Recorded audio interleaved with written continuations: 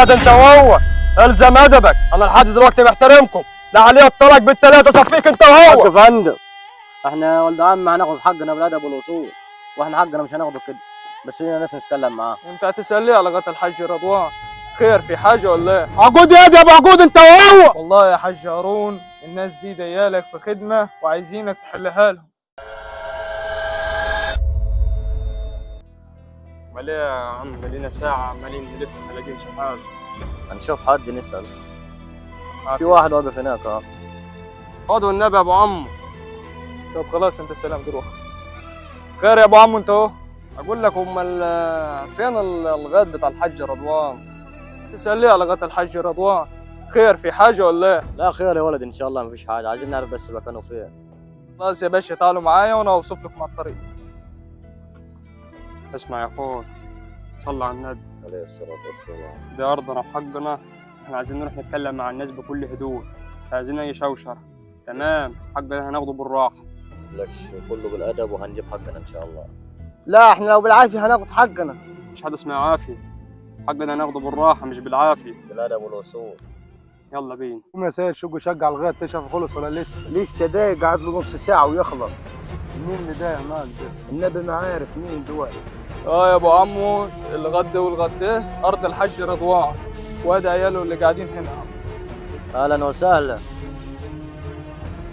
اهلا وسهلا بيك يا اخوي. ايوه هي دي ارض الحاج رضوان.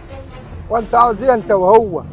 الناس دي سالت على ارضكم يا احمد انت وسيد وانا وصفتهم على المكان. سالوا على ارضنا. مين انتوا عايزين ايه؟ ايه عايزين ايه؟ ليه نشحت منكم ولا ايه؟ انا معناش حاجه عشان نشحتها لك. وطي صوتك يا دي انت من طول ما تتكلم. بالراحه يا امير، احنا جايين نتكلم مع الناس بادب واحترام. اسمع انت وهو، الارض دي ارضنا واحنا معانا عقود بكده. عقود يا ابو عقود انت وهو. انت عبيط انت وهو ولا ايه؟ اه ده انت وهو الزم ادبك، انا لحد دلوقتي محترمكم. لا عليه الطلاق بالثلاثه، صفيك انت وهو. يا فندم احنا يا ولد عم هناخد حقنا بالادب والاصول، واحنا حقنا مش هناخده كده، بس لينا ناس نتكلم معاه. يلا بينا يا انت هو.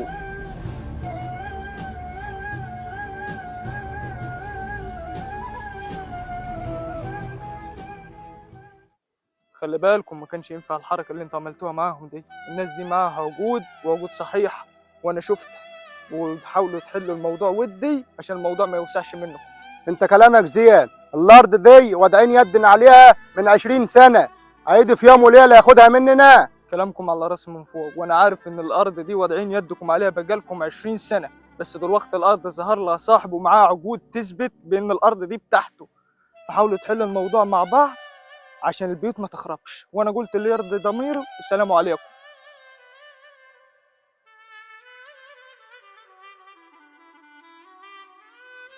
طب هتعملوا ايه كده طيب؟ وبعدين ايه العمل دلوقتي في العقود دي؟ قسما بالله لو ما خدناها بالزواج هناخدها بالعافيه. السلام عليكم. عليكم السلام ورحمه الله وبركاته. دلوقتي يا ولد العم انا عندي حل للمشكله اللي عندكم دي. قول. دلوقتي انا اوديكم لحد هارون صاحب البابور اللي في المنطقه هنا وهو يحل معاكم. ودينا عليه.